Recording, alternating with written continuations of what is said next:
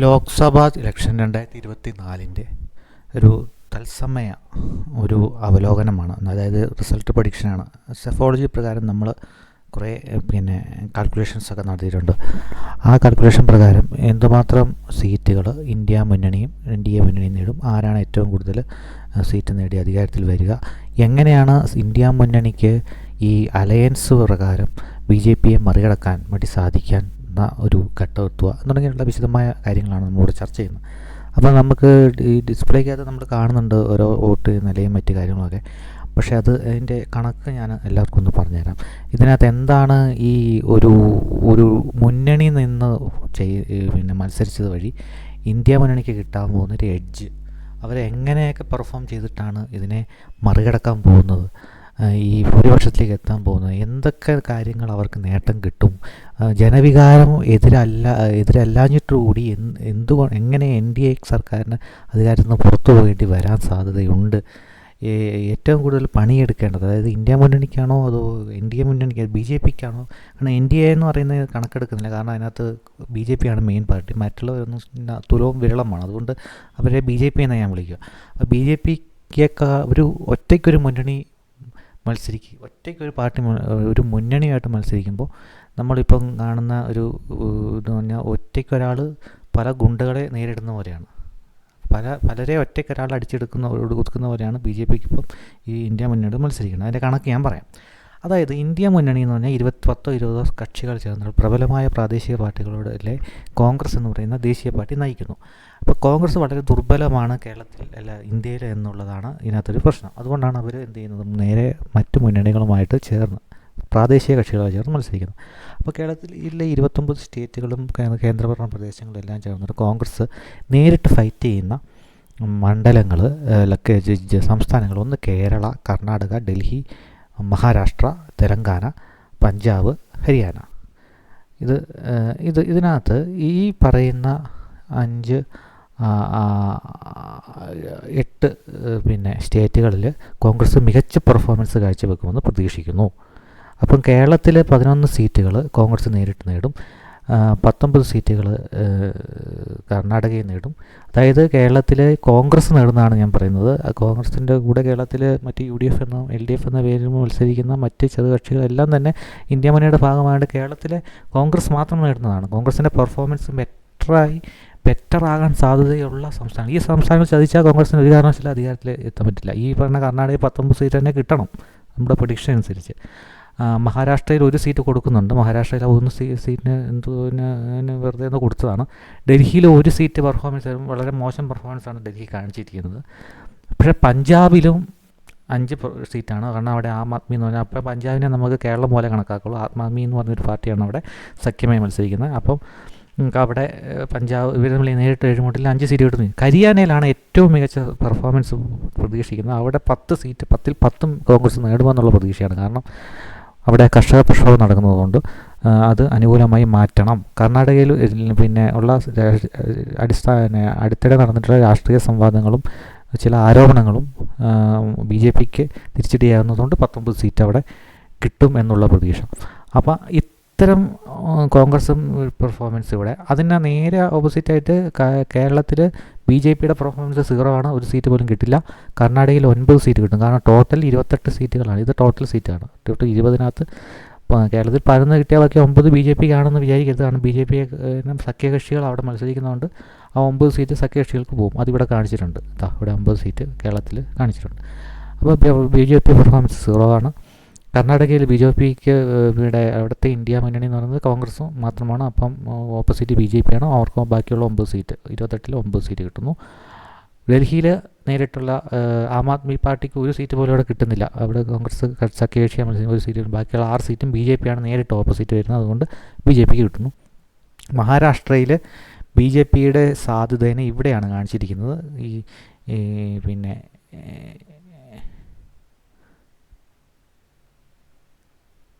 അതായത് മഹാരാഷ്ട്രയിൽ കോൺഗ്രസിന് 1 സീറ്റ് കിട്ടുന്നുണ്ട്. ബാക്കി മഹാവികാസി അഘാടി എന്ന് പറഞ്ഞ മറ്റൊരു പേരിലാണ് അവരോട് മത്സരിക്കുന്നത്, ഈ ഇന്ത്യ സഖ്യം. അപ്പോൾ അതിനകത്ത് കോൺഗ്രസ്സിന് 1 സീറ്റ് അവിടെ കൊടുക്കുന്നു. ബാക്കിയുള്ള ശരത് പവാറിൻ്റെ NCPയും ഉദ്ധവ് താക്കറെയുടെ ശിവസേനയും അതിനെ പുലർത്തിക്കൊണ്ട് BJP ഒരു സഖ്യം രൂപീകരിച്ചിട്ടുണ്ട്. അതിനകത്ത് NDA സഖ്യത്തിനകത്ത് ശിവസേനയെ ഷിൻഡെ പക്ഷമായിട്ടും NCP അജിത് പവാർ പക്ഷമായിട്ടും മാറ്റിയിട്ടുണ്ട്. അപ്പോൾ അവിടെ നടക്കുന്ന മത്സരത്തിനകത്ത് കോൺഗ്രസിന് വലിയ റോളൊന്നുമില്ല. ഈ പറയുന്ന BJPയുടെ സഖ്യകക്ഷികളും കോൺഗ്രസിൻ്റെ സഖ്യകക്ഷികളും നേരിട്ട് ഏറ്റുമുട്ടലാണ്. അപ്പം അതിനകത്ത് കോൺഗ്രസിന് ഒരു സീറ്റ് ഇവിടെ കൊടുത്തിട്ടുണ്ട്. എങ്കിലും മഹാരാഷ്ട്രയിലേക്ക് വരുമ്പോൾ കോൺഗ്രസിൻ്റെ അല്ലെങ്കിൽ ഇന്ത്യയുടെ പെർഫോമൻസ് കോൺഗ്രസ് പ്ലസ് പെർഫോമൻസ്, അതായത് ഇന്ത്യയുടെ പെർഫോമൻസ്, അതായത് മഹാരാഷ്ട്രയിൽ കോൺഗ്രസിനോടൊപ്പം നിൽക്കുന്ന അല്ലെങ്കിൽ ഇന്ത്യ മുന്നണിയുടെ ഭാഗമായി നിൽക്കുന്ന പവാർ പക്ഷവും ശരത് പവാർ പക്ഷവും ഷിൻഡെ പക്ഷവും ഉദ്ധവ് താക്കറെ പക്ഷവും ചേർന്നിട്ട് 22 സീറ്റും, അങ്ങനെ 23 സീറ്റ്, അങ്ങനെ 48, പിന്നെ ടോട്ടൽ 48 സീറ്റാണ് അവിടെ ഉള്ളത്. അതിനകത്ത് 22 സീറ്റ് ഇന്ത്യ കോൺഗ്രസ് പ്ലസ് മുന്നണികൾ, 22 + 1 23 സീറ്റ് നേടും. ബാക്കിയുള്ള 25 സീറ്റ് BJP അവിടെ നേടും. അതുകൊണ്ടാണ് ഇവിടെ കൊടുക്കാതിരുന്നത്. ഇവിടെ 22 + 23 അവിടെ BJP NDA ആണ് മുന്നിൽ ഇവിടെ കാണിച്ചിട്ടുള്ളത് കേട്ടോ. BJPക്കാണ് അവിടെ എഡ്ജ് കൊടുത്തിട്ടുള്ളത്. തെലങ്കാനയിലാണ് ഇപ്പോൾ മറ്റൊരു വമ്പൻ പെർഫോമൻസ് കോൺഗ്രസ് കാഴ്ചവെക്കേണ്ടത്. ഇതിനിപ്പുറത്തുണ്ടായ തിരിച്ചിന് മറികടക്കാൻ അവിടെ 15 സീറ്റ് നേടണം. കാരണം റേവന്ത് റെഡ്ഡി എന്ന് പറഞ്ഞുള്ള മികച്ചൊരു നേതാവിൻ്റെ ചിറകിലേറി കണ്ട് കഴിഞ്ഞ നിയമസഭാ തെരഞ്ഞെടുപ്പ് നേടിയ വൻ വിജയവും അവിടെ നടപ്പാക്കിയ പദ്ധതികളെല്ലാം വോട്ടായി മാറിയണം എന്നുള്ള പ്രതീക്ഷയിലാണ് അങ്ങനെ ഇവിടുന്ന് 15 സീറ്റ് കൊടുക്കുന്നത്. ബാക്കി 2 സീറ്റ് BJPക്ക് തന്നെ കൊടുക്കുന്നുണ്ട്. പഞ്ചാബിൽ 5 സീറ്റ് കൊടുക്കുന്നുണ്ട്. NDAക്ക് അവിടെ BJPക്ക് അവിടെ ഒരു സീറ്റ് പോലും കൊടുക്കുന്നില്ല. കാരണം ഇവിടെ ആം ആദ്മി പാർട്ടി മത്സരിക്കുന്നുണ്ട്. സഖ്യമേ ബാക്കിയുള്ള 8 സീറ്റ് ആം ആദ്മി പാർട്ടി നേടുന്നുള്ള പ്രതീക്ഷ. അങ്ങനെ 8 × 5 13 സീറ്റ് മൊത്തം 13 സീറ്റ് 13 ഈ ഇന്ത്യ സഖ്യം കോൺഗ്രസ് 5 നേടുന്നുള്ളൂവെങ്കിലും ബാക്കിയുള്ള 8 ആര് നേടുന്നുണ്ട്? പഞ്ചാബിനെ ആം ആദ്മി പാർട്ടി നേടുന്നുണ്ട്. പിന്നെ ഹരിയാനയിലേക്ക് വരുമ്പോൾ ഹരിയാനയിലെ 10 ൽ 10 കോൺഗ്രസ് നേടണം, എന്നാൽ മാത്രമേ കാര്യങ്ങൾ നടക്കുകയുള്ളൂ. പിന്നെ കോൺഗ്രസ് അല്ലെങ്കിൽ ആം ആദ്മി പാർട്ടി അവിടെ മത്സരിക്കുന്നുണ്ട് എന്നാണ് മനസ്സിലാക്കുന്നത്. പക്ഷേ ആം ആദ്മി പാർട്ടി കോൺഗ്രസിനകത്ത് ഉൾപ്പെടുത്തിയിട്ടുണ്ട് ഒരു ഇതിന് വേണ്ടിയിട്ട്. എന്തായാലും ആ 10 ൽ 10 ഇന്ത്യ മുന്നണിയിൽ കോൺഗ്രസ് നേടി എന്നുള്ള പ്രതീക്ഷയിലാണ് ഇവിടെ BJPക്ക് ഇവിടെ 0 സീറ്റ് കൊടുത്തിട്ടുള്ളത്. അപ്പം ഇത് കോൺഗ്രസിൻ്റെ പിന്നെ ഒരു മികച്ച പെർഫോമൻസ് നടത്തിയിട്ടുള്ള സ്റ്റേറ്റുകൾ. മികച്ച പെർഫോമൻസ് അല്ല, കോൺഗ്രസ് പെർഫോമൻസ് കുറേയെങ്കിലും മെച്ചപ്പെടുത്തുമെന്ന് കരുതുന്ന ഹിന്ദി നോൺ സഖ്യത്തിൽ മത്സരിക്കുന്ന, അതായത് കോൺഗ്രസും പിന്നെ ഏതെങ്കിലും ഒരു മുന്നണിയുമായിട്ട് സഖ്യത്തിൽ മത്സരിക്കുന്നതോ പിന്നെ മികച്ച പെർഫോമൻസോ നടത്തുന്നതാണ് ഇവിടെ കൊടുത്തിട്ടുള്ളത്. ഇതിന് തൊട്ട് താഴെ ഗുജറാത്ത്, രാജസ്ഥാൻ, മധ്യപ്രദേശ്, ഛത്തീസ്ഗഡ്, ഹിമാചൽ പ്രദേശ്, ആസാം, ഗോവ ഇതെല്ലാം കോൺഗ്രസും BJPയും നേരിട്ടുള്ള ഏറ്റുമുട്ടൽ. അതുകൊണ്ടാണ് അത് വേറെ ഇട്ട് കൊടുത്തിട്ടുള്ളത്. അതിന് മുമ്പ് നമുക്കിവിടുന്ന് കോൺഗ്രസ് പ്ലസ് പെർഫോമൻസ് എന്ന് പറഞ്ഞിട്ട് നമുക്ക് ഏറ്റവും പ്രധാനപ്പെട്ട ഒരു സ്റ്റേറ്റ് ഉണ്ട്, UP-യിലെ ടോട്ടൽ സ്റ്റേറ്റ് എന്ന് പറയുന്നത് ടോട്ടൽ സീറ്റ് എന്ന് പറയുന്നത് 80 ആണ്. അത് 80 ഇവിടെ കാണിച്ചിട്ടുണ്ട്. 80 സീറ്റ് ഇവിടെ ഉണ്ട്. 80 സീറ്റിൽ അതിനകത്തൊരു ഏറ്റവും കൂടുതൽ സീറ്റ് മേടിക്കുന്നവരാണ് അധികാരം പിടിക്കുക. അവർ UP-യിൽ ഒരു പെർഫോമൻസ് നടത്താതെ ഒന്നും ചെയ്യാൻ കഴിയില്ല. ഒന്നും ചെയ്യാൻ കഴിയില്ല. UP-യിലെ പെർഫോമൻസ് ബേസ് ചെയ്താണ് ഇന്ത്യ ഭരണം നമുക്ക് ആരാണ് ഭരിക്കുക എന്നുള്ളത് തീരുമാനിക്കുക. അപ്പോൾ UP-യിൽ നമുക്കറിയാം, UP-യിൽ കോൺഗ്രസ് ദുർബലമാണ്. അവിടെ കോൺഗ്രസിൻ്റെ കൂടെയുള്ള സഖ്യകക്ഷി എന്ന് പറഞ്ഞാൽ SP ആണ്, സമാജ്വാദി പാർട്ടി ചെയ്യുന്ന പെർഫോമൻസിലൂടെ മാത്രമേ UP-യിൽ എന്തെങ്കിലും ഇന്ത്യ പക്ഷത്തിന് ചെയ്യാൻ കഴിയൂ. അപ്പോൾ കഴിഞ്ഞ തവണത്തേക്കാൾ സമാജ്വാദി പാർട്ടിയുടെ ഇപ്പം തവണ നയിക്കുന്നത് അഖിലേഷ് യാദവാണ്. കഴിഞ്ഞ തവണ മോശം പെർഫോമൻസ് ആയിരുന്നു. പക്ഷേ ഇത്തവണ UP-യിൽ 22 സീറ്റ് സമാജ്വാദി പാർട്ടി പിടിക്കുമെന്നുള്ള പ്രതീക്ഷ. 22 സീറ്റ് സമാജ്വാദി പാർട്ടി, ഏറ്റവും കുറവ് സീറ്റാണ് പിടിക്കാൻ പറ്റുന്നില്ലേ സമാജ്വാദി പാർട്ടിക്ക് UP-യിൽ ഒരു പ്രസക്തി ഉണ്ടാവില്ല. 22 സീറ്റെങ്കിലും പിടിക്കണം. കാരണം അഖിലേഷ് യാദവിന് അതെങ്കിലും പിടിക്കാൻ കഴിയുന്നില്ലെങ്കിൽ അഖിലേഷ് യാദവ് പിന്നെ ഇന്ത്യ ഭരിക്കുന്ന കാര്യം മറന്നേക്കൂ എന്നാണ് പിന്നെ ഇവിടുത്തെ. കാരണം ഏറ്റവും കുറവ് സീറ്റ് 22 പിടിക്കും. അഖിലേഷ് യാദവ് അത്രയും കരുത്തനാണ് അവിടെ എന്നുള്ളതാണ്. അഖിലേഷ് യാദവിൻ്റെ ജനപ്രീതി മറ്റ് നേതാക്കന്മാരെക്കാളൊക്കെ വളരെ മുന്നിൽ നിൽക്കുന്ന സമയമാണ്. പ്രത്യേകിച്ച് BSP എന്ന് പറയുന്ന മറ്റൊരു പ്രാദേശിക പാർട്ടി ഇവിടെയുണ്ട്. അത് പിന്നെ ഇന്ത്യ മുന്നണിക്കും മാത്രമല്ല ഈ വോട്ട് ഏകീകരണത്തെ തടസ്സപ്പെടുത്തുന്ന ഒരു ഘടകം തന്നെയാണ്. എന്നിരുന്നാൽ പോലും പിന്നെ ആ പാർട്ടിയുടെ ഉള്ള തകർച്ച SP-ക്ക് ഗുണകരമാകുകയും മാത്രമല്ല അഖിലേഷ് യാദവിൻ്റെ ഗ്രൗണ്ട് ലെവൽ പെർഫോമൻസ് ഏറ്റവും കുറഞ്ഞ 22 സീറ്റ് ഏറ്റവും കുറവാണത്. അത് കൂടിപ്പോകുന്ന ഓരോ കൂടലും BJPയെ സംബന്ധിച്ചിടത്തോളം വളരെ പ്രശ്നങ്ങളുണ്ടാകും. അപ്പോൾ അവിടെ 22 സീറ്റ് പിടിക്കുമെന്നുള്ള പ്രതീക്ഷ.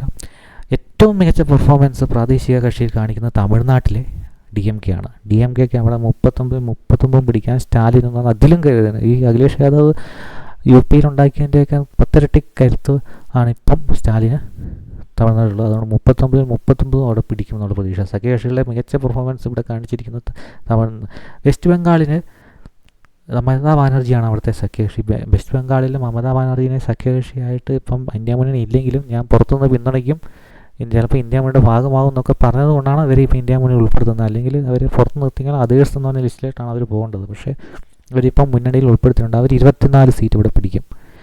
തമിഴ്നാട്ടിൽ NDAക്ക് ഇപ്പോൾ 0 സീറ്റാണ്. അതുകൊണ്ടാണ് BJP പ്ലസ് പെർഫോമൻസ് 0 സീറ്റ്. UPയിൽ 22 സീറ്റ് പിന്നെ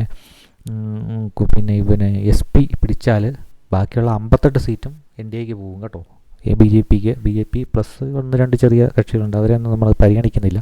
ഇവിടെ കോൺഗ്രസിനെ നമ്മൾ പരിഗണിക്കുന്നില്ല. കോൺഗ്രസ് റായ്ബറേലി ജയിക്കും, അമേഠി ജയിക്കും എന്നുള്ളൊരു പ്രതീക്ഷ അവർക്കുണ്ടാവും. ജയിക്കുമോ തോക്കുമോ എന്നുള്ളത് ഇവിടെ വിഷയമില്ല. കാരണം ഒന്നാമത് റായ്ബറേലിയിൽ രണ്ടെല്ലാം ഡബിളാണ്. ഒരു വ്യക്തിയാണ് 2 സ്ഥലത്തും. വയനാട്ടിൽ കേരളത്തിലുണ്ട് ആ 11 മണ്ഡലത്തിനകത്ത് ജയിക്കുന്നതിനകത്ത് പെടുത്തിയിട്ടുണ്ട് രാഹുൽ ഗാന്ധിനെ. അദ്ദേഹം പിന്നെ റായ്ബറേലിയും പോയി എന്തായാലും ഉപതെരഞ്ഞെടുപ്പ് എവിടെയെങ്കിലും വേണ്ടി വരും. അതുകൊണ്ട് റായ്ബറേലിനെ നമ്മൾ ഇതിനകത്ത് ഉൾപ്പെടുത്തുന്നില്ല. 22 സീറ്റ് അവിടുന്ന് SP പിടിക്കുമെന്ന് ഞങ്ങൾ പ്രതീക്ഷിക്കുന്നു. SPക്ക് അവിടെ പ്രാധാന്യം കൊടുക്കുന്നുള്ളൂ. അതുകൊണ്ട് ബാക്കിയുള്ള 58 സീറ്റ് BJPക്ക് കൊടുത്തു. തമിഴ്നാട്ടിൽ 39 പിടിച്ചാൽ സ്വാഭാവികമായിട്ടും അവിടെ വേറെ സീറ്റുകളൊന്നും ആർക്കും പിടിക്കാനില്ല. അതുകൊണ്ട് NDAക്ക് ഒന്നും ചെയ്യാനില്ല. അവിടെ 0 ആണ്. വെസ്റ്റ് ബംഗാൾ 24 സീറ്റ് തൃണമൂൽ കോൺഗ്രസ് പിടിച്ചു. അവിടെയും കോൺഗ്രസിനെ പരിഗണിക്കുന്നില്ല. അവിടെ ചിലപ്പോൾ ഒരു സീറ്റിലെങ്ങാനും അതിരഞ്ജൻ ചൗധരി എന്ന് പറഞ്ഞ ആൾ ജയിച്ചെങ്കിൽ ആയി എന്നേ ഉള്ളൂ. പക്ഷേ ജയിച്ചാലും ഇല്ലെങ്കിൽ 24 സീറ്റ് വെസ്റ്റ് ബംഗാളിൽ മമത പിടിച്ചിരിക്കണം. കഴിഞ്ഞ തവണത്തെ 18 സീറ്റ് കൂടുതൽ ഒരു സീറ്റ് പോലും BJPക്ക് കൂടുതൽ നേടാൻ പറ്റത്തില്ല എന്ന് മമതാ ബാനർജി ഉറപ്പ് വരുത്തണം. അങ്ങനെ വന്നു കഴിഞ്ഞാൽ പിന്നെ BJPക്ക് അവിടെ 18 സീറ്റ് നിർത്താം. കേരളത്തിലോ ഞാൻ പറഞ്ഞ 11 സീറ്റ് കോൺഗ്രസ് മാത്രമാണ് നേടുന്നത്. ബാക്കിയുള്ള 9 സീറ്റ് ഇപ്പോൾ ആര് LDF UDFിലെ ഘടകകക്ഷികൾ ആര് നേടിയെന്ന് പറഞ്ഞു കഴിഞ്ഞാലും that is not a problem for LDFിലെ ബാക്കി നേടിയാലും ശരി, പിന്നെ UDFിലെ ഘടകകക്ഷികൾ നേടിയാലും ശരി. ആ 9 സീറ്റ് ഫിക്സഡ് ഡെപ്പോസിറ്റാണ്. അവിടെ NDA എങ്ങാനും കടന്നുകൂടിയാൽ പിന്നെ അത് ഈ പ്രതീക്ഷ തകിടം മറിയും. അവിടെ NDA ഒന്നും കടന്നുകൂടില്ല എന്നുള്ള പ്രതീക്ഷയിൽ തിരുവനന്തപുരത്തോ തൃശ്ശൂരോ BJPക്ക് വിജയിക്കാൻ കഴിയുമെന്നുള്ള പ്രതീക്ഷയിൽ ബാക്കിയുള്ള 9 സീറ്റും പിന്നെ UDF LDF അതിനായിട്ട് വീതിച്ചു കൊടുത്തിരിക്കുന്നു. അപ്പോൾ 20 സീറ്റും അവിടെ നോൺ NDA കക്ഷികൾ മേടിക്കും. അപ്പോൾ NDAക്ക് ഇവിടെ 0 ആണ്. പിന്നെ മഹാരാഷ്ട്രയാണ്. മഹാരാഷ്ട്രയിൽ നേരത്തെ നമ്മൾ കണക്ക് കണ്ടതാണ്. കോൺഗ്രസിന് ഇവിടെ 1 സീറ്റ് കൊടുത്തപ്പോൾ മഹാരാഷ്ട്രയ്ക്ക് 22 സീറ്റ് ശരത് പവാർ പ്ലസ് പിന്നെ ഉദ്ധവ് താക്കറേയും ചേർന്നിട്ട് 22 സീറ്റേ അവിടെ നേടുന്നുള്ളൂ. അത് വളരെ കുറവാണ്. ശരിക്കും അവർ അതിലും നേടേണ്ടതാണ്. എന്നാലും ഏറ്റവും കുറവ് ഇട്ട് കൊടുത്തുകൊണ്ടാണ് ഇവിടെ കോൺഗ്രസിൻ്റെ മുന്നണി ഇത്രയും കരുത്തന്മാരായിട്ടുള്ള പ്രാദേശിക മുന്നണികൾ ഇവിടെ നിൽക്കുമ്പോൾ എങ്ങനെ BJP ഇവരെ ഒറ്റയ്ക്ക് നേരിടുന്നതിനുള്ള അവരുടെ ഒരു പിന്നെ അവർ ഒരുപാട് സ്ട്രഗിൾ ചെയ്യേണ്ടി വരും BJPക്കാർക്ക്. കാരണം ഇവർ നേരിടുന്ന കുറേ ആളുകളുമായിട്ടാണ്. ഒരാളെ അല്ല ഇവർ നേരിടേണ്ടത്. ഒരാളെ നേരിടുകയാണെങ്കിൽ എങ്ങനെയൊക്കെ നേരിടാം. പക്ഷേ ഇവർ കുറേ ആളുകളെയാണ്, കരുത്തന്മാരെയാണ് നേരിടുന്നത്. അതുകൊണ്ടാണ് മഹാരാഷ്ട്രയിൽ പിന്നെ ഇത്രയും കരുത്തന്മാരെ നേടുമ്പോൾ അവർ നേടുന്നത് തന്നെ കുറവാണ്. കാരണം 23-25 ബാക്കി 48 സീറ്റിനകത്ത് 25 സീറ്റും BJP ശിവസേന താക്കറെ ഷിൻഡെ പിന്നെ NCP അജിത് പവാറും കൂടെ ചേർന്ന് 25 സീറ്റ് കൊടുക്കുന്നു. അവിടെ എഡ്ജ് BJPക്ക് കൊടുക്കുന്നുണ്ട്, 25 സീറ്റ് കൊടുക്കുന്നുണ്ട്. ബീഹാറാണ് മറ്റൊരു സ്റ്റേറ്റ്. ബീഹാറിലും കോൺഗ്രസിനെ നമ്മൾ പരിഗണിക്കുന്നതേ ഇല്ല. അവിടുത്തെ പ്രധാന നേതാവ്, പ്രാദേശിക നേതാവ് തേജസ്വി യാദവാണ്, RJD ആണ്. അതുപോലെ തന്നെ NDAയുടെ കൂടെ NDA പ്ലസ് JDU ആണുള്ളത്. അതിനകത്ത് 20 സീറ്റ് മാത്രം 20-20 50-50 20-20 ആയിട്ട് അവർക്ക് കൊടുക്കുകയാണ്. 40 സീറ്റിൽ 20 സീറ്റ് RJD പ്ലസ് അല്ലെങ്കിൽ കോൺഗ്രസ് പ്ലസ് അല്ലെങ്കിൽ ഇന്ത്യ സഖ്യം BJP പ്ലസ് JDUവും BJPയും ചേർന്നിട്ട് 20 സീറ്റ്. അങ്ങനെ 40 സീറ്റിൽ ഇവർ തമ്മിൽ വീതിച്ചെടുക്കുന്നു. ജാർഖണ്ഡാണ് മറ്റൊരു സ്റ്റേറ്റ്. ജാർഖണ്ഡിനകത്ത് മുക്തി മോർച്ച എന്ന് പറയുന്ന ഒരു പ്രാദേശിക കക്ഷി അവിടെ ഉണ്ട്. അപ്പം അവർക്ക് 5 സീറ്റേ കൊടുക്കുന്നുള്ളൂ. ടോട്ടൽ എത്ര സീറ്റാണ് അവർക്കെന്നറിയാമോ? ജാർഖണ്ഡിൽ ടോട്ടൽ സീറ്റ്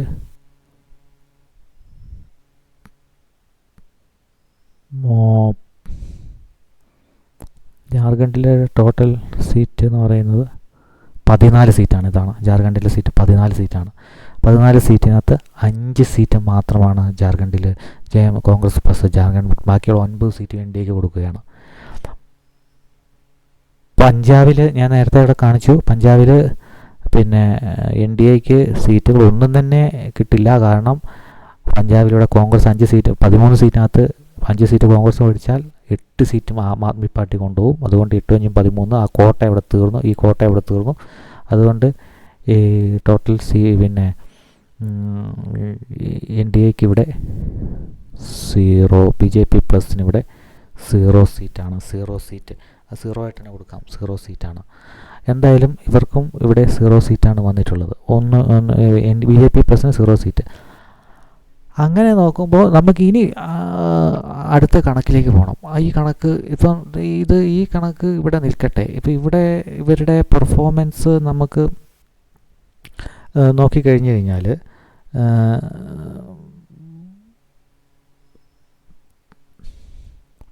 ഇവർക്ക് ഇപ്പോൾ ഈ ആദ്യത്തെ ഒരു ഘട്ടത്തെ അനാലിസിസ് കഴിഞ്ഞു. ഈ ആദ്യത്തെ ഒരു ഘട്ടത്തെ അനാലിസിസ് പ്രകാരം നമുക്കൊന്ന് കൂട്ടി നോക്കാം, കണക്ക് കൂട്ടി നോക്കാം. പിന്നെ കോൺഗ്രസ് പ്ലസ് പെർഫോമൻസ് എത്ര വന്നു നോക്കൂ. ഇത് നോക്കൂ, കോൺഗ്രസ് പ്ലസ് പെർഫോമൻസ് സഖ്യകക്ഷികൾ മാത്രം 149 സീറ്റ് ഇപ്പോൾ കൊടുത്തിട്ടുണ്ട്. 149 സീറ്റാണ് ഇപ്പം സഖ്യകക്ഷികൾ മാത്രം പിന്നെ കൊടുത്തിട്ടുള്ളത്. 149 കോൺഗ്രസ് പ്ലസിന്. മനസ്സിലാക്കണം, സഖ്യകക്ഷികൾ മാത്രം. അതിലേക്ക് നമുക്ക് പോകാം. അപ്പം അതിലേക്ക് പോകുന്നതിന് മുമ്പ് നമുക്ക് ഈ കോൺഗ്രസിൻ്റെ ലോവസ്റ്റ് പെർഫോമൻസ് നടന്നിട്ടുള്ള സ്റ്റേറ്റുകളുണ്ട്. കോൺഗ്രസിൻ്റെ ലോവസ്റ്റ് പെർഫോമൻസ് നടക്കുന്ന സ്റ്റേറ്റ് ഗുജറാത്ത്. 26-ൽ കേവലം 1 സീറ്റ് മാത്രം, ബാക്കിയുള്ള 25 സീറ്റും ബി ജെ പി ആയിട്ട് നേരിട്ടുള്ള ഫൈറ്റാണ്. രാജസ്ഥാനിൽ 6 സീറ്റ് നേടുന്നു കോൺഗ്രസ്, 19 സീറ്റും ബി ജെ പിക്കാണ്. മധ്യപ്രദേശിൽ 4 സീറ്റ് മാത്രം, 29-ൽ 4 മാത്രം, ബാക്കി 25 സീറ്റും ബി ജെ പിക്ക്. ഛത്തീസ്ഗഡിൽ 2 സീറ്റ് മാത്രം, ബാക്കിയുള്ള 9 സീറ്റും പിന്നെ ബി ജെ പിക്ക്. ഹിമാചൽ പ്രദേശിൽ 4-ൽ 1 മാത്രം കോൺഗ്രസിന്, 3 സീറ്റും ബി ജെ പിക്ക്. ആസാമിൽ 14-ൽ 4 സീറ്റ് മാത്രം കോൺഗ്രസിന്, 10 സീറ്റും ബി ജെ പിക്ക്. ഗോവയിൽ 1-1 ഈക്വൽ 50-50, 2 സീറ്റേ അവിടെയുള്ളൂ. അങ്ങനെ ടോട്ടൽ കോൺഗ്രസിൻ്റെ പെർഫോമൻസ് 82 സീറ്റ്. കോൺഗ്രസ് ഒറ്റയ്ക്ക് 82 സീറ്റാണ് ഇവിടെ നേടുന്നത്. ബി ജെ പിയുടെ ഒറ്റയ്ക്കുള്ള സീറ്റ് ഇവിടെ പ്രസക്തമല്ല. കാരണം ബി ജെ പിയുടെ കൂടെ സഖ്യകക്ഷികളൊന്നും ഇല്ല. ബി ജെ പി ഒറ്റയ്ക്കാണ് വെയിറ്റ് ചെയ്യുന്നതെന്ന് ഞാൻ പറഞ്ഞു. അതുമാരെ കണക്കെടുക്കേ വേണ്ട ബാക്കിയുള്ള ചില്ലറ പാർട്ടികളെ. അപ്പം കോൺഗ്രസ്സാണ് ഇവിടെ മത്സരിക്കുന്നതെങ്കിൽ കോൺഗ്രസ് പ്ലസ് എന്ന് പറയുന്ന കോൺഗ്രസ് പ്ലസിനകത്താണ് ഇവിടെ 149 ഇവിടെ ഒറ്റയ്ക്ക് അവർ പെർഫോം ചെയ്തിട്ടുള്ളത്. 149 ഇത് അവർ ഒറ്റയ്ക്ക് പെർഫോം ചെയ്തപ്പോൾ ഇവിടെ കോൺഗ്രസിൻ്റെ കോൺട്രിബ്യൂഷൻ 82ആണ്. അങ്ങനെ വരുമ്പോൾ ഇന്ത്യയുടെ മൊത്തത്തിലുള്ള പിന്നെ സീറ്റ് നില എന്ന് പറയുന്നത് 231ആണ്. ഇന്ത്യയുടെ സീറ്റ് നില 542 സീറ്റിലേക്ക് വന്നപ്പോൾ 542 സീറ്റിലേക്ക് വന്നപ്പോൾ 231 സീറ്റാണ്. കാരണം ഇത് കണ്ടോ, ഇന്ത്യയുടെ പെർഫോമൻസ് ഇവിടെ കേവലം ഇവിടെ നോക്കിക്കഴിഞ്ഞാൽ ഇത് മാത്രം എടുത്തൊന്ന് പരിശോധിച്ചാൽ നമുക്ക് ടോട്ടൽ സമ്മ് കിട്ടും. ഇതാ കേവലം 19 സീറ്റ് മാത്രമാണ് ഗുജറാത്ത്, രാജസ്ഥാൻ, മധ്യപ്രദേശ്, പിന്നെ രാജസ്ഥാൻ, പിന്നെ ഛത്തീസ്ഗഡ്, ഹിമാചൽ പ്രദേശ്, അസം, ഗോവയിൽ നിന്ന് നേടാൻ സാധിക്കുന്നത്.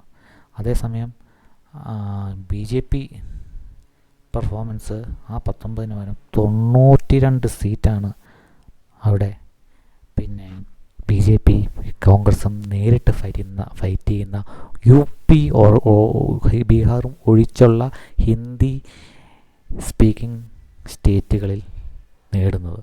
അവിടെയാണ് ബി ജെ പിയുടെ ഒറ്റയ്ക്കുള്ളൊരു പെർഫോമൻസ്. ഈ പെർഫോമൻസ് ഗുജറാത്ത്, രാജസ്ഥാൻ, മധ്യപ്രദേശ്, ഛത്തീസ്ഗഡ്, ഹിമാചൽ പ്രദേശ്, അസം, ഗോവയെ നമുക്ക് തൽക്കാലം ഒഴിവാക്കിയാലും അസമിനെയും തൽക്കാലം ഒഴിവാക്കിയാലും ഈ പറയുന്ന ഗുജറാത്ത്, രാജസ്ഥാൻ, മധ്യപ്രദേശ്, ഛത്തീസ്ഗഡിൽ ബി ജെ പിയുടെ വമ്പൻ പെർഫോമൻസാണ് കാണുന്നത്. വമ്പൻ പെർഫോമൻസ്. ആ വമ്പൻ പെർഫോമൻസ് അവർ 92 സീറ്റും മറ്റു കോൺഗ്രസിന് 19 സീറ്റും അത് മറികടക്കുന്നത് ഈ ഒരു വലിയ ഗ്യാപ്പ് ഇവർ മറികടക്കുന്നത് എങ്ങനെയാണ്? ഇന്ത്യ എങ്ങനെയെങ്കിലുമൊക്കെ അതിൻ്റെ ഗ്യാപ്പ് ഫില്ല് ചെയ്യുന്നത് ഈ മുന്നണികളുടെ സഹായത്തോടെയാണ്. അവർ ശ്രദ്ധിക്കുക, ഈ മുന്നണികൾ നോക്കൂ, ഇവിടെ പിന്നെ കോൺഗ്രസ് പ്ലസ്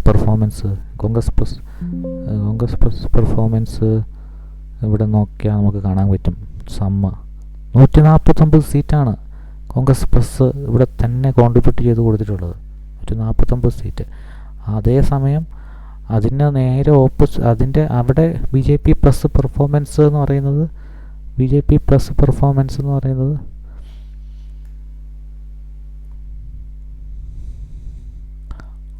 130 സീറ്റ് അവിടെ തൊട്ടുപുറയിൽ അവർ എത്തിച്ചു, 130 സീറ്റ്. പക്ഷേ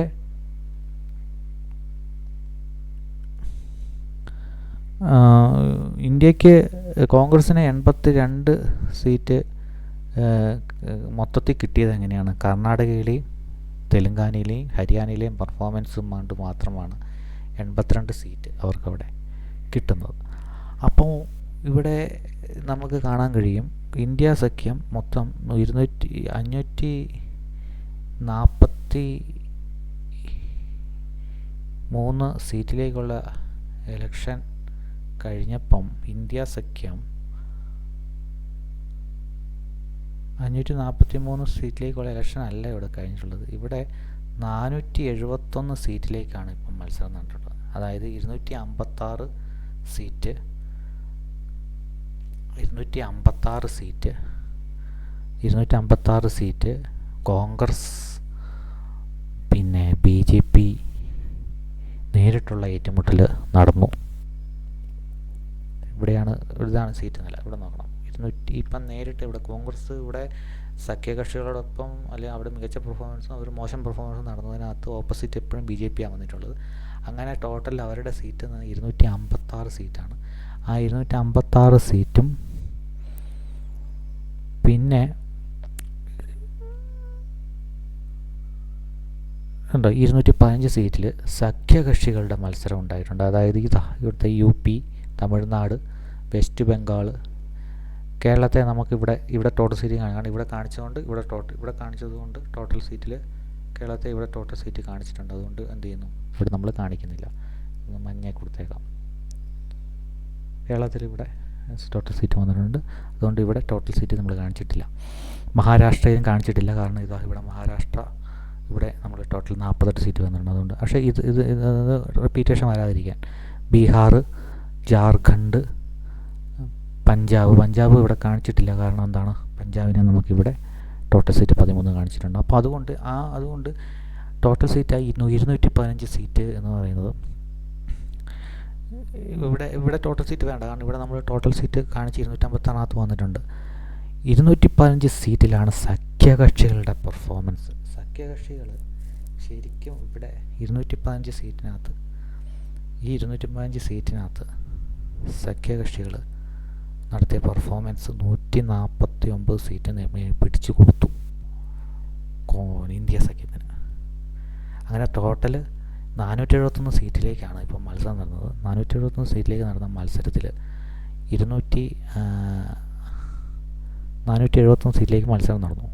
471 സീറ്റിലേക്കുള്ള മത്സരത്തിനകത്ത് ഇപ്പോൾ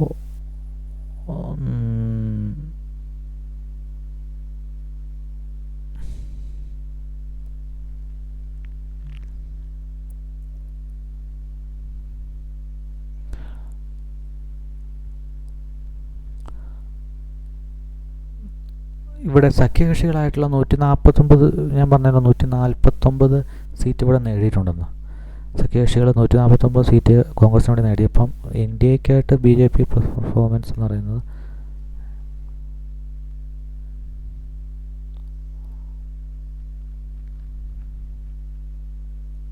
130 19 സീറ്റ് ഇവിടെ സഖ്യകക്ഷികൾ അധികം നേടിയിട്ടുണ്ട്. ഇതിലാട്ടെ, അപ്പോൾ അത് കൊണ്ട് ഇപ്പം നമുക്കിനിയിപ്പം കേവല ഭൂരിപക്ഷത്തിലേക്ക് എത്തണമെങ്കിൽ എത്ര വേണം? 272 സീറ്റ് വേണം അല്ലേ? ഇപ്പം NDAക്ക് ഇപ്പം കിട്ടിയിരിക്കുന്ന സീറ്റ് 239 സീറ്റാണ്. 239 സീറ്റ് ഇന്ത്യക്ക് കിട്ടിയിരിക്കുന്നത് 231 സീറ്റ്. രണ്ടുപേരും ഷോട്ടിലാണുള്ളത്. രണ്ടുപേരും 272ലേക്ക് എത്തിയിട്ടില്ല. 471 സീറ്റിലേക്കുള്ള മത്സരം ഇനി എത്ര സീറ്റ് ബാക്കിയുണ്ട്? 72 സീറ്റ് ഇവിടെ ബാക്കിയുണ്ട്. 72 സീറ്റിനകത്ത് ഇവിടെ മത്സരം നടക്കാനുണ്ട്. അത് കോൺഗ്രസ്സിനോ എൻ ഡി എക്കോ റോളുകൾ കുറവാണ്. അവിടെ മറ്റുള്ളവരാണ് മത്സരം നിയന്ത്രിക്കുന്നത്. അപ്പോൾ ഇവിടെ കറുത്ത കുതിരകളാകുന്നത് മറ്റുള്ളവരാണെന്ന് ഉറപ്പ്. അതായത് 72 സീറ്റിനകത്ത് ഇവർ ഇനി ആരൊക്കെ എഡ്ജ് നേടുന്നോ അവർ നേരെ കേവല ഭൂരിപക്ഷത്തിലേക്ക് എത്തും. കോൺഗ്രസ്സിന് ഇനി ടു വിൻ, ഇവിടെ ഇന്ത്യ 241 സീറ്റൂടെ മേടിക്കണം. എന്തിന്? വിജയത്തിലേക്ക് എത്താൻ 41 സീറ്റ് മേടിക്കണം ഇനി വിജയത്തിലേക്ക് എത്താൻ. ഇന്ത്യക്ക് 32 സീറ്റൂടെ വേണം.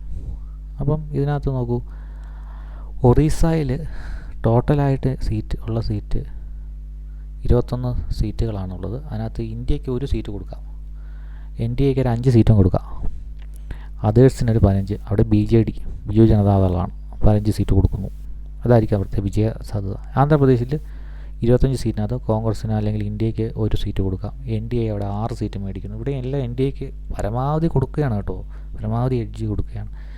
Others 18, others YSR Congress.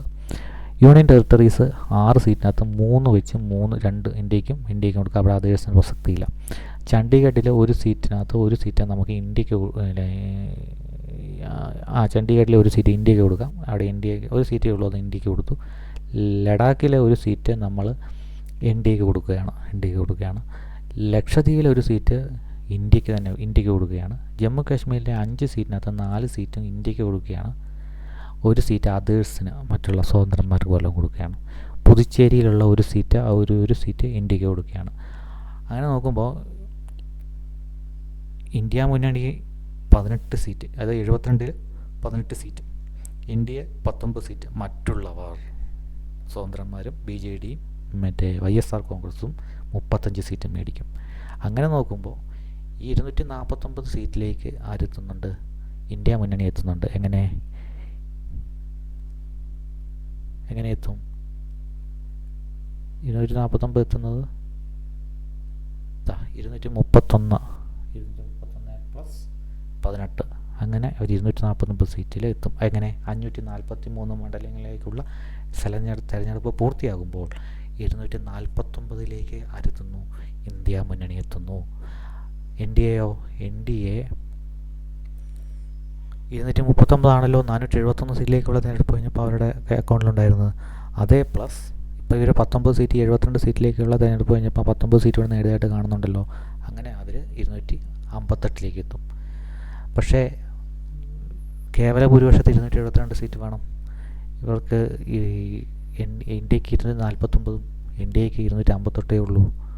അങ്ങനെ വരുമ്പോൾ ഇനിയും വേണം സീറ്റുകൾ. അപ്പോൾ ആരാണ് ഇവിടെ നിർണായകമാവുക? ഇവർ വളരെ നിർണായകമായി മാറുന്നു. ഈ 35 സീറ്റുകൾ ഹോട്ട് സീറ്റുകളായി മാറുന്നു. ഹോട്ട് സീറ്റുകൾ എന്ന് പറഞ്ഞാൽ ആർക്കെങ്കിലും ഈ 258, 249 ഇന്ത്യ മുന്നണിക്ക് ഇവരുടെ സഹായമില്ലാതെ സർക്കാർ രൂപീകരിക്കാൻ സാധിക്കില്ല. നമുക്കറിയാം, ഇന്ത്യ മുന്നണിയിൽ ഒരുപാട് കക്ഷികളുണ്ട്. ഇന്ത്യ മുന്നണിക്ക് ഇപ്പോൾ പ്രശ്നം വരും. കാരണം ഈ ഒരുപാട് കക്ഷികൾ ചേർന്നിട്ട് ഇവരെ സൂപ്പിട്ട് എടുക്കുക എന്ന് പറഞ്ഞാൽ പ്രായോഗിക നിരത്തിൽ വലിയ പഴയ. അപ്പം നരേന്ദ്രമോദിക്ക് പ്രധാനമന്ത്രി ആവണമെങ്കിൽ ഒരേ ഒരു രക്ഷയുള്ളൂ, ഈ YSR കോൺഗ്രസിനെയോ BJDനെയോ പിടികൂടുക എന്നുള്ളതേ ഉള്ളൂ. അവരെ ഒന്നെങ്കിൽ പിളർത്തുക, അല്ലെങ്കിൽ അവരെ വിലക്കെടുക്കുക, അല്ലെങ്കിൽ അവരോട് സഹായം ചോദിക്കുക. അപ്പോൾ YSR കോൺഗ്രസ്സുകാരും BJP ജനതാദളും പറയും, ഞങ്ങളെ പ്രധാനമന്ത്രിയാക്കി നിങ്ങൾ സപ്പോർട്ട് ചെയ്തു, ഞാൻ പ്രധാനമന്ത്രി ആയിക്കോളെന്ന് അവർക്ക് പറയാനുള്ള വോയിസ് കിട്ടും. ഈ ഒരു സാഹചര്യത്തിൽ ഇതാണ് സീറ്റ് നില എങ്കിൽ പിന്നെ YSR കോൺഗ്രസിനോ പിന്നെ ബിജു ജനതാദളിൻ്റെ നേതാവിനോ പ്രധാനമന്ത്രിയാവാൻ സാധിക്കും. ആര് സപ്പോർട്ട് ചെയ്യണം? ഒന്നെങ്കിൽ ഈ ഇന്ത്യ മുന്നണി സപ്പോർട്ട് ചെയ്ത് കൊടുക്കണം. ഇന്ത്യ മുന്നണി സപ്പോർട്ട് ചെയ്യാൻ തയ്യാറായിരിക്കും, കാരണം അവർക്ക് എങ്ങനെയെങ്കിലും അധികാരത്തിൻ്റെ ഒരു കിട്ടാൻ വേണ്ടിയിട്ട് ഇന്ത്യ മുന്നണി സപ്പോർട്ട് ചെയ്യും. പക്ഷേ ബാക്കിയുള്ള ഇത്രയും മുന്നണികളിലെ നേതാക്കന്മാർക്ക് അത് ബുദ്ധിമുട്ടാവുമോ എന്നുള്ളത് പ്രശ്നമുള്ളത് കൊണ്ട് ഇന്ത്യക്ക് അവിടെ ഒരു പ്രശ്നം വരുന്നുണ്ട്. ഇവിടെ കോൺഗ്രസിൻ്റെ 82 സീറ്റേ ഇവിടെ കോൺഗ്രസിന് ഉള്ളൂ, ആലോചിക്കണം. ബാക്കിയുള്ളതെല്ലാം പിന്നെ മുന്നണികളാണ്. 149 സീറ്റുമായിട്ട് മുന്നണികളാണ്, പിന്നെ അതായത് സഖ്യകക്ഷികളാണ് അവിടെ കരുത്ത് കാണിച്ച് നിൽക്കുന്നത്. പ്രാദേശിക കക്ഷികൾക്ക് പ്രാദേശിക വികാരങ്ങൾ ഉണ്ടാകുന്നുണ്ട്. തങ്ങളെക്കാൾ കുറഞ്ഞ സീറ്റ് മേടിച്ചിട്ടുള്ള, അതായത് ഇന്ത്യ മുന്നണിയിലെ ഏറ്റവും മികച്ച പെർഫോമൻസൊക്കെ കാഴ്ചവെച്ചിരിക്കുന്നത് DMKയിലെ സ്റ്റാലിനും പിന്നെ തൃണമൂൽ കോൺഗ്രസും ഒക്കെയാണ്. അപ്പം അഖിലേഷ് യാദവ് ഇവർക്കൊക്കെ ഈ മുന്നണിയില്ലാതെ വെറുതെ നിന്ന് അവർക്ക് പ്രധാനമന്ത്രി സ്ഥാനാർത്ഥിയാകുമ്പോൾ ബുദ്ധിമുട്ടുണ്ടാകും. പക്ഷേ അങ്ങനെ വരുമ്പം പിന്നെ എൻ ഡി എക്കാണ് കൂടുതൽ സാധ്യത വരിക. ബി ജെ പി ആണ് ഇവിടെ അല്ല ഇവിടെ പ്രധാന കക്ഷി. ഇത് നേടിയിട്ടുള്ള 249 സീറ്റിൽ 240 258 സീറ്റിൽ 250 സീറ്റും മിക്കവാറും ബി ജെ പി ഒറ്റയ്ക്ക് നേടിയതായിരിക്കും. അപ്പം ബി ജെ പിക്ക് എളുപ്പത്തിൽ ആരോട് സംസാരിക്കാം, ഈ സഖ്യകക്ഷിയോട് സംസാരിക്കാം. ഞങ്ങൾക്ക് പുറത്തുനിന്ന് പിന്തുണ വെച്ചാൽ നിങ്ങൾക്ക് ഉപപ്രധാനമന്ത്രി സ്ഥാനം, ക്യാബിനറ്റിലെ എല്ലാ എം പിമാർക്കും മന്ത്രിസ്ഥാനം എല്ലാം കൊടുത്തുകൊണ്ട് വേണമെങ്കിൽ നരേന്ദ്രമോദിക്ക് പ്രധാനമന്ത്രിയാവാം. അപ്പം അങ്ങനെ സമ്മതിക്കുകയാണെങ്കിൽ ചിലപ്പോൾ സമ്മതിക്കാം. അതാണ് കൂടുതൽ സാധ്യത വരിക. അങ്ങനെ വരുമ്പോൾ YSR കോൺഗ്രസ് ഇവിടെ പ്രധാനമാണ്, ബിജു ജനതാദൾ പ്രധാനമാണ്. ഇവർ രണ്ടുപേരുടെയും പിന്തുണ ബി ജെ പി കിട്ടും. കാരണം ബി ജെ പി ആയിട്ട് ഓൾറെഡി ഒരു അൺഒഫീഷ്യലായിട്ടുള്ളൊരു ടൈപ്പ് ഉള്ളവരാണ്. അപ്പോൾ അങ്ങനെ വരുമ്പോൾ നരേന്ദ്രമോദി പ്രധാനമന്ത്രിയാവും. പക്ഷേ പ്രീവിയസ്ലി ഉള്ള കരുത്തനായിട്ടായിരിക്കില്ല. കാരണം ഈ പ്രാദേശിക കക്ഷികൾ പറയുന്നത് ചെയ്തു കൊടുക്കേണ്ടത്. ഏറ്റവും വലിയ കോമഡി ആയിട്ട് വരുന്നത് 2 പ്രാദേശിക കക്ഷികൾക്കും ഒന്ന് ആന്ധ്രാപ്രദേശ് കിങ് മേക്കർ ആവുന്നു, ഒറീസ കിങ് മേക്കർ ആകും. പണ്ട് ഉത്തർപ്രദേശ് ചെയ്തുകൊണ്ടിരുന്ന കാര്യം ഇവരിവിടെ ചെയ്യാൻ പോവുകയാണ്. സ്വതന്ത്രന്മാർക്ക് 2 പേരുടെ പിന്തുണയും സ്വാഭാവികമായിട്ടും ഇവർക്ക് കിട്ടും. ആരാണോ ഭരണത്തിൽ വരുന്നത് അവരുടെ ഇതിലേക്ക് പോകും. പിന്നെ ഇന്ത്യ മുന്നണി ശിഥിലമാകാൻ വേറെ താമസമൊന്നും വേണ്ടി വരില്ല. കാരണം ഭരണമുള്ളിടത്തേക്ക് ഈ മുന്നണികളെല്ലാം മാറിക്കൊണ്ടേയിരിക്കാൻ സാധ്യതയുണ്ട്. പക്ഷേ അങ്ങനെ വരുമ്പോൾ തന്നെ ഇതിൻ്റെ ആയുസ് വളരെ കുറവായിരിക്കും. ഈ ഒറ്റയ്ക്ക് കേവല ഭൂരിപക്ഷം എന്തിനു വേണമെന്ന് ബി ജെ പിയും മറ്റും പറയുന്നതിൻ്റെ ആവശ്യം ഇതാണ്. ഇത്തരത്തിൽ പ്രാദേശിക കക്ഷികൾ സഹായമില്ലാതെ ഭരിക്കുക എന്നുള്ളത് വളരെയധികം വിട്ടുവീഴ്ചകൾ ചെയ്യേണ്ട കാര്യമാണ്, പ്രാദേശിക കക്ഷികളുടെ സഹായത്തോടുള്ള ഭരണം. അപ്പോൾ ഇതൊരു ഇലക്ഷൻ്റെ ഒരു സഫോളജി ആയിട്ട് പറയുന്നത്. ഈ സഫോളജിക്ക് പ്രകാരം നമുക്കിവിടെ കോൺഗ്രസ് ഇനി അധികാരത്തിൽ, അല്ലെങ്കിൽ ഇന്ത്യ മുന്നണിക്ക് അധികാരത്തിൽ വരണമെങ്കിൽ ഇനി എന്ത് ചെയ്യണം? ഇന്ത്യ മുന്നണിയുടെ പെർഫോമൻസ് ഇവിടെ കോൺഗ്രസിൻ്റെ പെർഫോമൻസാണ് ഇവിടെ പറയുന്നത്. പ്രാദേശിക കക്ഷികളുടെ പെർഫോമൻസ് അതിനെ വിട്ടേക്കൂ. കാരണം അവർക്ക് ചെയ്യാനുള്ളത് അവരിവിടെ ചെയ്തു കഴിഞ്ഞു. കോൺഗ്രസ് പ്ലസ് ഇവിടെ ചെയ്തു കഴിഞ്ഞു. ഇതുവഴി അവർ ചെയ്തതാണ്, അവർ ചെയ്തു കഴിഞ്ഞു. അവർക്ക് ചെയ്യാൻ പറ്റുന്നതൊക്കെ ഇവിടെ ചെയ്തു കഴിഞ്ഞു. പഞ്ചാബിൽ നിന്ന് പരസ്പരം മത്സരിച്ചിട്ട് പോലും പഞ്ചാബിൽ നിന്ന് ആം ആദ്മി 8 സീറ്റ് മേടിച്ചു കൊടുക്കുന്നുണ്ട്. മഹാരാഷ്ട്രയിൽ നിന്ന് 22 സീറ്റ് അവരുടെ എല്ലാ പ്രതിസന്ധിയും അതിജീവിച്ച് മേടിച്ചു കൊടുക്കുന്നുണ്ട്. ബീഹാറിൽ നിന്ന് 20 സീറ്റ് പരിചയസമ്പന്നത കുറഞ്ഞ തേജസ്വി മേടിച്ചു കൊടുക്കുന്നുണ്ട്. തമിഴ്നാട്ടിൽ നിന്ന് ഒരുപാട് ഏറ്റവും മികച്ച കോൺട്രിബ്യൂഷൻ വന്നിട്ടുള്ളത് അവർ ഫുൾ സീറ്റും മേടിച്ചു കൊടുക്കുന്നുണ്ട്. യു പിയിൽ നിന്ന് തകർച്ചയ്ക്കിടയിലും 22, അതായത് ബി ജെ പിയുടെ ക്ലീൻ സ്വീപ്പ് പ്രതീക്ഷിക്കുന്ന അഖിലേഷ് യാദവിൻ്റെ ഒറ്റ മികവ് കൊണ്ട് 22 സീറ്റ്. പിന്നെ യു പിയിൽ നിന്ന് ഇതിൽ നിന്ന് എന്തെങ്കിലും ബോണസ് കിട്ടിയാൽ വലിയ ബോണസ് ആർക്കാണ്? കോൺഗ്രസ്. അതുകൊണ്ടാണ് ബി ജെ പിയെ സംബന്ധിച്ചിടത്തോളം വളരെ വലിയൊരു ഫൈറ്റാണ് ഇവിടെ നടത്തുന്നത്. കാരണം അവർ ഒറ്റയ്ക്കാണ് മറ്റുള്ളവരോട് എല്ലാം നേരിടുന്നത്, ഒറ്റയ്ക്ക് നിന്നാണ് നേരിടുന്നത്. ഈ 22 സീറ്റ് അഖിലേഷ് യാദവിന് ഏറ്റവും കുറവായിരിക്കും കിട്ടുക എന്നാണ് പ്രതീക്ഷിക്കുന്നത്. കാരണം അഖിലേഷ് യാദവിന് 22 കൂടുതൽ കിട്ടുന്ന എല്ലാം ബോണസാണ് ഇന്ത്യ മുന്നണിക്ക്. ഈ മഹാരാഷ്ട്രയിൽ നിന്ന് 22 കൂടുതൽ അവരുടെ സഖ്യം സഹതാ തരംഗം എല്ലാം വഴിയും ഈ പിളർത്തിയത് ബി ജെ പി ആണെന്നൊരു തരംഗം ഒരു ജനങ്ങൾക്കിടയിൽ വന്നു കഴിഞ്ഞാൽ പിന്നെ സ്വാഭാവികമായിട്ടും അവർക്കും കുറച്ചുകൂടെ സീറ്റ് കിട്ടും. അതെല്ലാം ബോണസാണ്. ഇവിടെ പഞ്ചാബിൽ, ഡൽഹിയിൽ 6 സീറ്റും ബി ജെ പിക്ക് കൊടുത്തു വെച്ചിരിക്കുകയാണ് ഞാൻ. കാരണം അവിടെ മോഡി സാധാരണഗതിയിൽ ഡൽഹിക്കാർ കേന്ദ്ര സർക്കാരിനെ തിരഞ്ഞെടുക്കുന്ന സമയത്ത് കേന്ദ്രത്തിൽ ആര് ഭരിക്കുന്നോ അവർക്ക് വോട്ട് കൊടുക്കുന്ന ഒരു പ്രവണതയാണ്. അതുകൊണ്ടാണ് 6 സീറ്റും ബി ജെ പിക്ക് തന്നെ വിട്ടുകൊടുത്തത്. 1 സീറ്റ് മാത്രം കോൺഗ്രസിന് ഇട്ടു. ആം ആദ്മി പാർട്ടിക്ക് അവിടെ 0 സീറ്റാണ് കൊടുത്തിട്ടുള്ളത്. എന്തെങ്കിലും കാരണവശാൽ ആം ആദ്മി പാർട്ടിയുടെ നേതാവിനെ അറസ്റ്റ് ചെയ്തതിൻ്റെ സഹതാപനം ആഞ്ഞടിച്ച് കഴിഞ്ഞാൽ അവിടെയും ചിലപ്പം ബി ജെ പിക്ക് നഷ്ടം വരാൻ സാധ്യതയുണ്ട്. അപ്പം ബി ജെ പിയെ സംബന്ധിച്ചിടത്തോളം ഫൈറ്റിങ് വലിയ പാടാണ് ഇവിടെ. മുന്നണികളുമായിട്ടുള്ള മത്സരത്തിനകത്ത് ബി ജെ പിക്ക് തെറ്റുന്ന ഒരു സാഹചര്യം ഉണ്ടാകുന്നത് സാധ്യത കൂടുതൽ അവർക്കാണ്. പിന്നെ ഗുജറാത്ത് എന്നത്ത് പോലുള്ള, രാജസ്ഥാൻ പോലുള്ള, മധ്യപ്രദേശ് പോലുള്ള നേരിട്ട് കോൺഗ്രസുമായിട്ട് ഏറ്റുമുട്ടുന്ന സ്ഥലങ്ങളിൽ കോൺഗ്രസ്സിന് ഏറ്റവും കുറഞ്ഞ സീറ്റുകളെ ഇവിടെ കൊടുത്തിട്ടുള്ളൂ. അവരുടെ ഏറ്റവും മോശം പെർഫോമൻസാണ് ഇവിടെ കൊടുത്തിട്ടുള്ളത്. എന്നാൽ ഗുജറാത്ത് ഈ ഒരു ഭരണവിരുദ്ധ അല്ലെങ്കിൽ ഒരു വികാരം ഇല്ല എന്നുള്ള ഒരു പ്രതീക്ഷയിലാണ് അത് കൊടുത്തിട്ടുള്ളത്. കേന്ദ്ര സർക്കാരിനെതിരെ ഒരു ഭരണവിരുദ്ധ വികാരവും ഇല്ല എന്നുള്ള പ്രതീക്ഷയിലാണ് അവർക്ക്. ഗുജറാത്തിൽ കഴിഞ്ഞ തവണത്തെ 26 ക്ലീൻ സ്വീപ്പ് ആയതുകൊണ്ട് ഒരു സീറ്റ് ഇത്തവണ കുറച്ച് കൊടുത്തു. കാരണം എല്ലാ തവണയും എങ്ങനെ ക്ലീൻ സ്വീപ്പിലേക്കൊന്നും എടുത്തുക സാധ്യമല്ല. അതുകൊണ്ട് പിന്നെ രാജസ്ഥാനിലാണെങ്കിൽ 19 സീറ്റും കൊടുത്തിട്ടുണ്ട്. അവിടെ ഇപ്പം കഴിഞ്ഞ നിയമസഭാ തെരഞ്ഞെടുപ്പിൽ കോൺഗ്രസ് മികച്ച പെർഫോമൻസ് ഫൈറ്റ് കൊടുത്തതാണ്. മധ്യപ്രദേശിലും 25 സീറ്റ് കൊടുത്തിട്ടുണ്ട് BJPക്ക്. അസമിൽ 10 സീറ്റും കൊടുത്തിരിക്കുകയാണ് BJPക്ക്. ഛത്തീസ്ഗഡിലാണ് ഏറ്റവും കൂടുതൽ കൊടുത്തിട്ടുള്ളത്. ഛത്തീസ്ഗഡിലൊക്കെ തിരിച്ചടി 9 നിന്ന് എന്തായാലും കുറഞ്ഞു കഴിഞ്ഞാൽ അതൊക്കെ വലിയ നഷ്ടമാണ്. അത് മറ്റേ കോൺഗ്രസിന് ഇതിനകത്ത് എന്തെങ്കിലും ഈ സ്ഥാനത്തിനകത്ത് എന്തെങ്കിലും കൂട്ടിയാൽ അതും ഇന്ത്യ സഖ്യത്തിന് ലാഭമാണ്. ഈ 19 സീറ്റിൽ നിന്ന് ഒരു 25 26 ആയിട്ട് അവർക്ക് ഉയർത്താൻ പറ്റിയാൽ അതും വലിയ ലാഭമാണ്. പിന്നെ കേരളത്തിലെ പെർഫോമൻസ് ഇവിടെ പ്രസക്തിയില്ല. കാരണം 20 സീറ്റും ഫിക്സഡ് ഡിപ്പോസിറ്റാണ് ഇന്ത്യ സഖ്യത്തിന്. ഇവിടെ പിന്നെ പഞ്ചാബിൽ ഫിക്സഡാണ് നമുക്ക് വേണ്ടത്. ഡൽഹിയിൽ കോൺഗ്രസോ ആം ആദ്മി പാർട്ടിയോ 2-3 സീറ്റ് കിട്ടിയാൽ അതും ഇല്ല. അപ്പോൾ ഈ 82 സീറ്റിൽ പിന്നെ കോൺഗ്രസ് അതുപോലെ തന്നെ ഇവിടെ അതേഴ്സിൻ്റെ ഭാഗത്ത് നമ്മൾ ഒറീസയിൽ ഒരു ഇന്ത്യക്ക് കൊടുത്തിരിക്കുന്ന കോൺഗ്രസിന് ഒറ്റ സീറ്റേ കൊടുത്തിട്ടുള്ളൂ. പിന്നെ നോർത്ത് ഈസ്റ്റിൽ പിന്നെ ഇന്ത്യക്ക്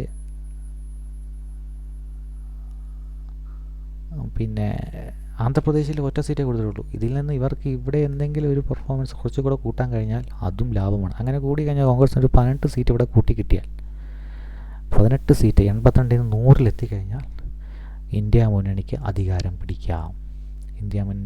പിടിക്കാൻ സാധിക്കും. കാരണം അത് നേരെ കുറയുന്നു. ഇവിടെ എന്ത് കൂടുന്നോ അതിൽ കുറവ് കിട്ടുന്നത് 239 സീറ്റിൽ NDAക്ക് കിട്ടുന്ന 239 സീറ്റ്, അതായത് BJPയുടെ 239 സീറ്റും ഇവിടെ കുറയുന്നു. പിന്നെ 220 സീറ്റിൽ നിന്നാണ് കുറവ് വരിക. അങ്ങനെ വരുമ്പോൾ 231 എന്നുള്ള ഇന്ത്യയുടെ സീറ്റ് വർദ്ധിച്ചുകൊണ്ടേയിരിക്കും. ഒരു 8 സീറ്റ് ഡിഫറൻസിലാണ് 471 സീറ്റിലേക്കുള്ള തിരഞ്ഞെടുപ്പ് കഴിഞ്ഞപ്പം 8 സീറ്റിൻ്റെ ഡിഫറൻസ് ഇവർ തമ്മിലുള്ളൂ.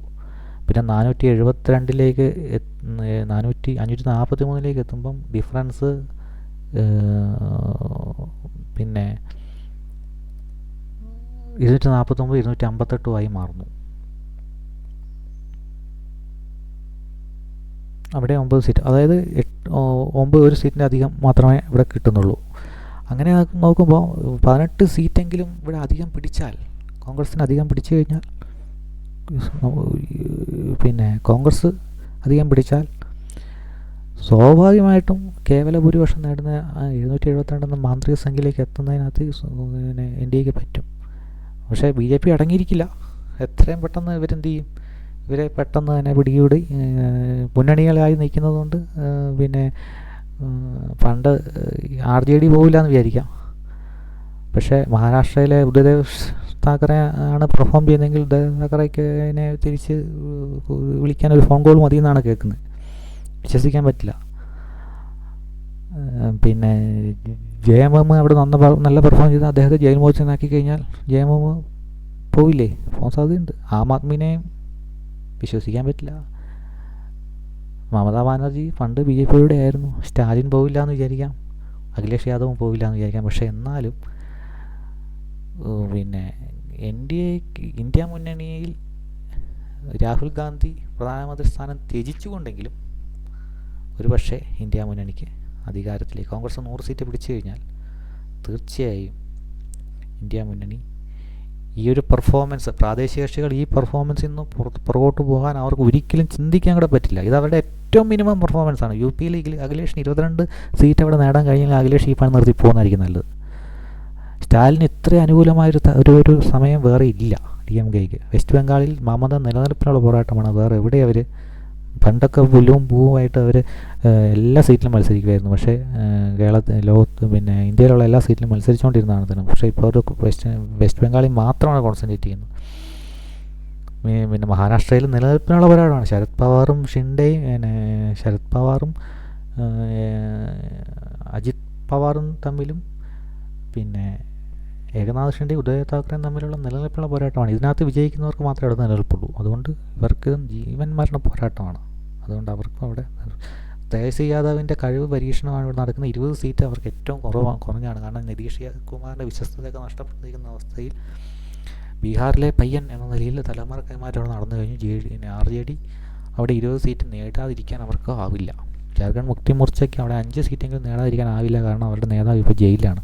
പഞ്ചാബിൽ ആം ആദ്മി പാർട്ടി എന്തായാലും നേടിയേ പറ്റൂ. കാരണം അവർക്ക് ഡൽഹി സീറ്റൊന്നും കൊടുത്തിട്ടില്ല.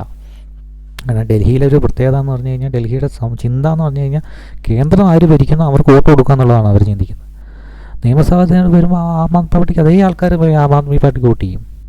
അതായത് രാഷ്ട്രീയ ചായ ഒരിക്കലും പ്രകടിപ്പിക്കാത്ത സംസ്ഥാനമാണ്. അവർക്ക് കൂടുതലും സർക്കാർ ഉദ്യോഗസ്ഥരും പുറമേ നിന്ന് വന്ന് നിൽക്കുന്നവരൊക്കെയാണ് അവിടെ ജോലി ചെയ്യുന്നതുള്ളതുകൊണ്ടായിരിക്കണം അങ്ങനെ സംഭവിക്കുക. അപ്പോൾ ഇതാണ് ഇപ്പോഴത്തെ. അപ്പം ഇവിടെ പെർഫോമൻസ് ഇതിൽ നിന്ന് അവർക്ക് കൂടുതൽ കിട്ടിയെങ്കിലേ ഉള്ളൂ. ഈ കൂടുതൽ കിട്ടുന്ന എല്ലാം ആർക്കാണ് ക്ഷീണം വരിക? എൻ ഡി എക്കാണ് ക്ഷീണം വരിക. കോൺഗ്രസിന് എങ്ങനെ അവരുടെ പെർഫോമൻസ് എങ്ങനെയും കൂട്ടി. രാഹുൽ ഗാന്ധിയുടെ കഴിവ് എവിടെയാണ് വരുന്നത്? അവർക്ക് രാഹുൽ ഗാന്ധി ഈ ഇത്രയും മികച്ച അനുകൂല സമയത്തിൽ അദ്ദേഹം ഇപ്പം വളരെയധികം മച്യൂർഡായിട്ടാണ് കാണുന്നത്. അദ്ദേഹത്തെ പറ്റിയുള്ള വളരെയധികം ആരോപണം അദ്ദേഹത്തിൻ്റെ പെർഫോമൻസ് വളരെ പൂറാണെന്നോ അദ്ദേഹത്തിന് സംഘടനയെ ചലിപ്പിക്കാനാവുന്നില്ലെന്നൊക്കെയാണ് പരാതി. ആ പരാതിയിൽ അദ്ദേഹം 82 സീറ്റിൽ ഇപ്പോൾ നേടിയിട്ടുണ്ട്. അത് 100ലേക്ക് എത്തിക്കഴിഞ്ഞാൽ തീർച്ചയായും ഇന്ത്യ മുന്നണിക്ക് അധികാരത്തിലേക്ക് എത്താൻ സാധിക്കും. ഒരു പക്ഷേ രാഹുൽ ഗാന്ധി സ്വന്തം പ്രധാനമന്ത്രി സ്ഥാനം വേണ്ടാന്ന് വെച്ചിട്ടാണെങ്കിൽ പോലും അദ്ദേഹം എന്ത് ചെയ്യും, തയ്യാറാകുമെന്നുള്ള പ്രതീക്ഷയാണുള്ളത്. കാരണം ഇനി BJP അധികാരത്തിൽ നിർത്തുക എന്നുള്ളത് ഒരിക്കലും ഇവർക്ക് ചിന്തിക്കാൻ പറ്റാത്തൊരു കാര്യമാണ്. അങ്ങനെ വരുമ്പം ഇവിടെ നോക്കൂ, ഇവിടെ ഒറ്റയ്ക്ക് നിന്ന് നെഞ്ചി വിരിച്ച് പോരാടുന്നത് BJP ആണെന്നാണ് മനസ്സിലാക്കാം. പണ്ട് കോൺഗ്രസ് ചെയ്തുകൊണ്ടിരുന്നത് ഇപ്പം BJP ചെയ്തുകൊണ്ടിരിക്കുകയാണ്. അപ്പോൾ ഇനി നരേന്ദ്രമോദി എന്ന് പറയുന്ന ഒരു അധികാരിനെ ആശ്രയിച്ച് മാത്രമാണ് ഇത്തവണ NDA നിൽക്കുന്നത്, അല്ലെങ്കിൽ BJP നിൽക്കുന്നത്. അതുകൊണ്ട് BJPയുടെ പെർഫോമൻസ് നരേന്ദ്രമോദിയുടെ കരിയർ ബ്രേക്കിംഗ് ആയിരിക്കും. കരിയർ എങ്ങനെയാണോ അദ്ദേഹത്തിൻ്റെ കരിയർ, അദ്ദേഹം ദൈവപുത്രനാണെന്ന് പറഞ്ഞിട്ടുണ്ട്, കഴിഞ്ഞ ദൈവത്തിൻ്റെ അവതാരമാണെന്ന് വരെ പറഞ്ഞിട്ടുണ്ട്. അദ്ദേഹത്തിൻ്റെ വികസന ചിന്താഗതിയും കാഴ്ചപ്പാടൊക്കെ ജനങ്ങളിലേക്ക് എത്തി എന്നുള്ള ഒരു വിശ്വാസമാണ് അവർക്കുള്ളത്. അദ്ദേഹത്തിൻ്റെ ആത്മവിശ്വാസം കഴിഞ്ഞ ദിവസം ഉഴച്ചു നിൽക്കുകയാണ്. പക്ഷേ ഈ കണക്കുകളാണ് വരുന്നതെങ്കിൽ ശരിക്കും ഇന്ത്യയെ വെള്ളം കുടിക്കും. ഇതിനകത്ത് ഏറ്റവും കൂടുതൽ സീറ്റുകളൊക്കെയാണ് ഇന്ത്യക്ക് ഞാൻ കൊടുത്തിട്ടുള്ളത്. ഇവിടെ ഉത്തർപ്രദേശിൽ 22 സീറ്റേ കൊടുത്തിട്ടുള്ളൂ എന്നുള്ളതാണ് മനസ്സിലാക്കേണ്ടത്. ഉത്തർപ്രദേശ് 22 സീറ്റ് എന്ന് പറയുന്നത് അഖിലേഷ് യാദവിനെ വെച്ച് അഖിലേഷ് യാദവിന് 22 സീറ്റ് അവിടെ മേടിക്കാൻ കഴിയുന്നില്ലെങ്കിൽ ഇന്ത്യ സഖ്യം മറന്നേക്കൂ. ഉത്തർപ്രദേശിൽ 58 സീറ്റ് BJPക്ക് പെർഫോമൻസ് പറഞ്ഞാൽ വമ്പൻ പെർഫോമൻസാണ്. എല്ലാ തവണയും 70-75 മേടിച്ചുകൊണ്ടിരിക്കുകയെന്ന് പറഞ്ഞാൽ അത് ഒരിക്കലും ഒരു ബാറ്റ്സ്മാൻ എല്ലാ സമയവും സെഞ്ചുറി അടിച്ചുകൊണ്ടിരിക്കാൻ പറ്റും? ഒരിക്കലും പറ്റില്ല. അതുപോലെ തന്നെയാണ് ജനങ്ങൾക്കിടയിൽ ചിന്താഗതി മാറിക്കൊണ്ടിരിക്കുന്നത്. എന്നിട്ടും 58 സീറ്റ് അവിടെ കൊടുത്തിട്ടുണ്ട്. അതുകൊണ്ട് ഇത്തവണത്തെ ഒരു പോരാട്ടം എന്ന് പറയുന്നത് അത് വളരെ വലുതാണ്. പക്ഷേ ഈ പറയുന്ന പോലെ ഒരു 2014-2019 രീതിയിലുള്ള എന്തെങ്കിലും ഒരു ഘടകം അടിയൊഴുക്കായിട്ട് പ്രവർത്തിക്കുന്നുണ്ടോ എന്നുള്ളതാണ്. ഉണ്ട് എന്നുള്ള ഒരു രാം മന്ദിറാണ് അവിടെ ഒരു അടിയൊഴുക്ക് BJP പ്രതീക്ഷിക്കുന്നത്. രാം മന്ദിർ ജനങ്ങളുടെ ഇടയിൽ ഒരു നിശബ്ദ തരംഗമായി പ്രവർത്തിച്ചെങ്കിൽ മാത്രമേ BJPക്ക് ഒറ്റയ്ക്ക് 272 കടക്കാൻ കഴിയും, ഒറ്റയ്ക്ക്. അല്ലെങ്കിൽ ഇത്തരം ഉള്ള ഒരു കണക്കുകൾ കാണേണ്ടി വരും. ഈ ഒരു അനാലിസിസ് കേവലം എൻ്റെ ഭാവനയിൽ നിന്നുണ്ടായത് മാത്രമാണ്. ഇത് യാഥാർത്ഥ്യമായിട്ടോ മറ്റ് ശാസ്ത്രീയ നിഗമനങ്ങളായിട്ട് യാതൊരു ബന്ധവുമില്ല. റിപ്പോർട്ടുകളും വായനകളുടെയും നിരീക്ഷണങ്ങളുടെയും TV ചാനലുകൾ കണ്ടിട്ടുള്ള പരിചയം കൊണ്ടും മറ്റും കണ്ടെത്തി അനലൈസ് ചെയ്തെടുത്തിട്ടുള്ള ചില നിഗമനങ്ങളാണ് ഞാനിവിടെ ഈ ഒരു എക്സൽ ഷീറ്റ് കാൽക്കുലേഷൻ വഴി വെച്ചിട്ടുള്ളത്. Thank you.